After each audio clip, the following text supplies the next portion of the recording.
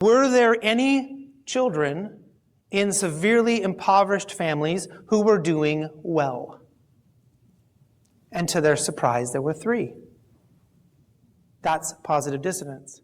Where is the positive inside of all of this negativity, all this data that says everything is bad? And so they went back and figured out that that family was feeding the children 4 times a day versus 3.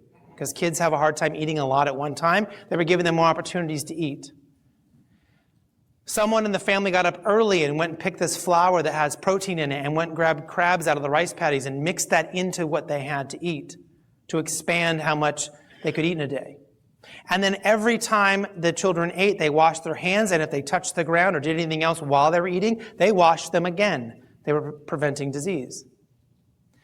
They took that and they went back into that village and tried to teach everyone what to do, and everyone believed they were there to kill them because they were the Americans.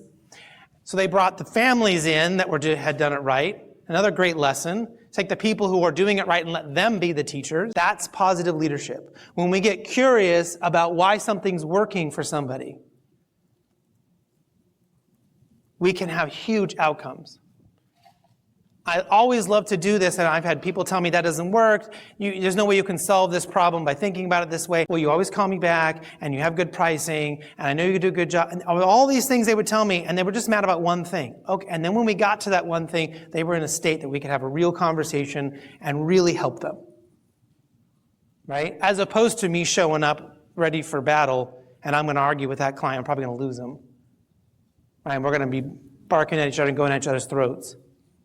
Once you get to that point. So positive leadership is probably one of the most important things we can work on a regular basis. We have transparency.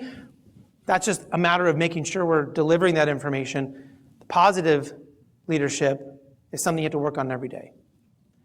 The next one is measurement. The best organizations in the world measure what matters. Whatever it is that matters to your company, are we measuring it? If you want people that say thank you, are you measuring that? If you want employees to act a certain way, are you measuring that?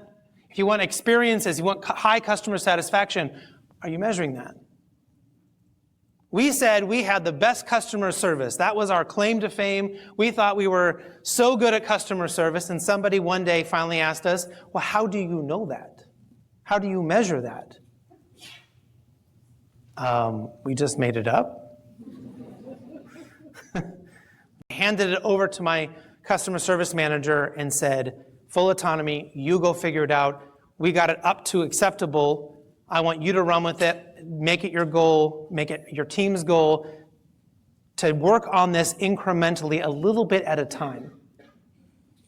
And within 2 years, we were up in the high 90s. Which is unheard of. Because we created an entire process around being just absolutely wanting to know everything about our clients and being just rabid dogs about great customer service. When we got really, really interested about how to measure what we thought was important, everything changed. Now, inside of measurement is also systems. I'm sure some of you or a lot of you have been through a lot of these different programs. There's Scrum and Agile, there's Lean, there's Six Sigma. I personally love Agile and Scrum. I don't really care what anybody uses. The point is, have a system. Now, I know everyone here in the room, that's part of what you do, is helping measure the financial health and success of the organization. But beyond that, we need to think about measuring more than just that. What do our employees think? What do our customers think? How quickly do we get things done? Whatever it is that matters to you, we have got to get really, really curious. Google is the most famous, and this is one of their biggest reasons why they're so successful, is they measure what they measure.